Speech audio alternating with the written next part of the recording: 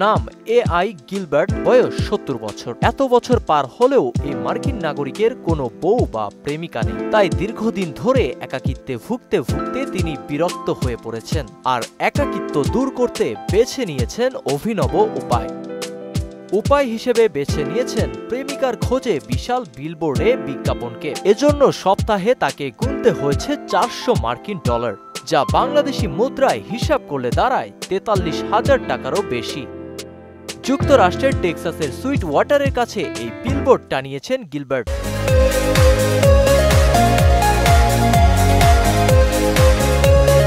এমন তুঘলকি কাণ্ড করে অবশ্য সফলতাও পেয়েছেন তিনি। এক সপ্তাহের মধ্যে ৪০০টি ফোন কল এবং ৫০টি ইমেলও পেয়েছেন এই ৭০ বছরের বৃদ্ধ। ২০ ফুটের এই বিলবোর্ডে গিলবার্টের একটি ছবি প্রদর্শন করা রয়েছে। তার ছবির পাশে লেখা আছে, lonely male can relocate sweet water. বিয়ে করতে আগ্রহী এমন নারী প্রয়োজন। বিলবোর্ডে বিয়ে করতে আগ্রহী এমন নারী খোঁজার কারণ নিজেই ব্যাখ্যা করেছেন গিলবার্ট। তিনি জানিয়েছেন, এর আগে বিয়ে করতে গিয়ে তাকে অনেক ঝামেলায় পড়তে হয়েছে। সে সময়ে অনেকে তার অর্থের পরিমাণ জানতে চেয়ে যোগাযোগ করেছেন, তবে এবার আর সেই ফাঁদে পা দেবেন না তিনি। একজন সঠিক মানুষের দেখা পাবেন বলে আশা করেছেন এই বৃদ্ধ। নাসিমুল বারী সৌরভ, মোহনা ডিজিটাল।